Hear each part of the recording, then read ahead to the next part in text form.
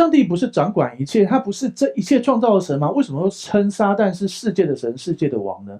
简单这样说，神统管一切，可是暂时他还没回来。如果他回来了，他回来的那一刻，撒旦就会被当然经过7年的大灾难之后，他还会再猖狂7年，之后就进到1000年国度，耶稣在地上作王，那时候撒旦就被丢到无底坑，然后再过完这1000年，会发生一个哈米吉路顿大战，打完之后就进入永恒的新天新地。所以简单这样说，撒旦暂时现在是世界的神，最后那7年他会更猖狂，然后1000年他什么事都不能做，被丢在无底坑，然后再起来把大家蛊惑了，然后要打上帝，然后很快被上帝攻灭，然后就进到永恒的美好里。如果你仔细看圣经，其实是有敌基督、假先知跟撒旦3个假的3位一体。那敌基督跟假先知都被丢到硫磺火湖了，但是撒旦只是无底坑。为什么？其中一个理由是因为起初的亚当他错误的，他没有管理好地球，所以呢使罪恶进去。所以末后的亚当耶稣，他要成就末后亚当的应许，他在地上掌管1000年，管理1000年，完美的管理1000年。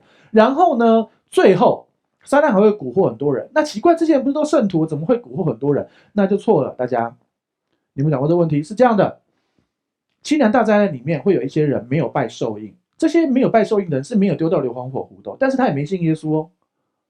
有没有可能有人没信耶稣，但也没有拜受印？当然有啊，对不对？特别是一些农夫可以自给自足的人，他们是不用拜受印，他不用敬拜敌基督也可以生活的人，这些人是存在的啊。你自己养羊的、种田的、自己捕鱼的，你还是可以活啊。这些人的后代就是成就100岁还叫做小孩的那个应许，因为耶稣在地上治理1000年的国度。我们有新身体，我们根本无限多岁，但是那些人会100岁还叫做小孩。懂我意思吗？好，但是这些人最后会被撒旦蛊惑来攻击上帝。